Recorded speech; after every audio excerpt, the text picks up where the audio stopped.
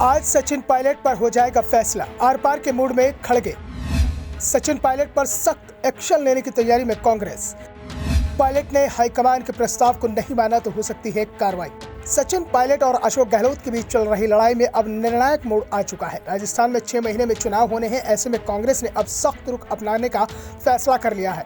वैसे भी ये संकेत तो कांग्रेस की ओर से पहले ही मिल रहे थे कि कर्नाटक चुनाव के बाद राजस्थान पर फैसला होगा। 20 मई को कर्नाटक में कांग्रेस की सरकार का शपथ ग्रहण हुआ और उसके बाद पार्टी का फोकस अब राजस्थान पर हो गया।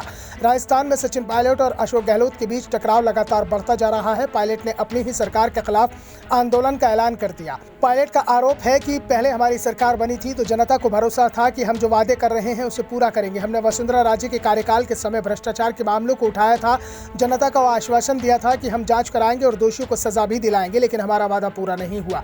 अब हमें आंदोलन की राह को पकड़ना होगा। पायलट ने 31 मई से पूरे राजस्थान में आंदोलन शुरू करने की तैयारी कर ली है। पायलट के सवालों में गहलोत भी पलटवार करने से पीछे नहीं है। इशारों में गहलोत ने पायलट को पागल तक बता दिया। पायलट को पहले भी गहलोत नालायक और निकम्मा बोलते रहे हैं। पायलट ने इस बार भी 3 मांगे रखी हैं और 31 मई तक का अशोक गहलोत को अल्टीमेटम दिया है।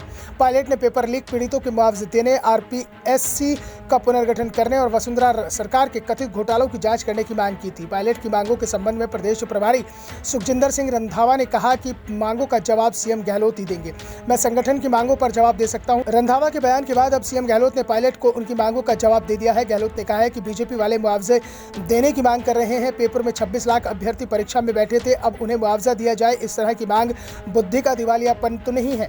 सीएम गहलोत ने सचिन पायलट का नाम लिए बिना ही कहा और इशारा पायलट की तरफ ही माना जा रहा है। गहलोत ने कहा है कि 26 लाख अभ्यर्थियों को कैसे मुआवजा दिया जाए, इस तरह की मांग पूरी तरह से संभव है क्या? इस तरह की मांग बुद्धि का दिवालियापन तो नहीं है क्या?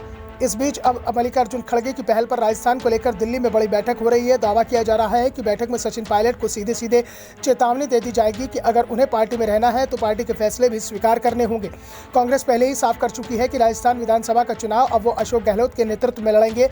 पायलट अगर साथ रहते हैं तो उनके साथ भी अच्छा व्यवहार किया जाएगा। विधानसभा चुनाव के टिकट वितरण में उनके समर्थकों को टिकट दिए जाएंगे और बड़ी संख्या में पायलट समर्थकों को टिकट दिया जाएगा, लेकिन इसके लिए उन्हें गहलोत सरकार के खिलाफ बयानबाजी पर ब्रेक लगाना होगा। दूसरी ओर पायलट समर्थक अभी भी इस बात पर अड़े हैं कि सीएम उम्मीदवार सचिन पायलट को बनाया जाए। गहलोत के नेतृत्व में अगर चुनाव लड़ेंगे तो बीजेपी आसानी से चुनाव जीत जाएगी। गहलोत के नेतृत्व में इससे पहले 2 बार विधानसभा के चुनाव हुए हैं और दोनों ही बार बीजेपी ने स्पष्ट बहुमत की सरकार बनाई है, जबकि पिछले 20 साल में कांग्रेस कभी भी चुनाव में बहुमत हासिल नहीं कर पाई।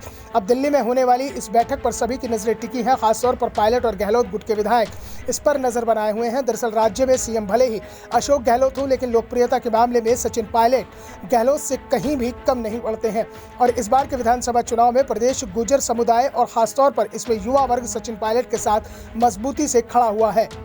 Bureau report, the Navdarpan news.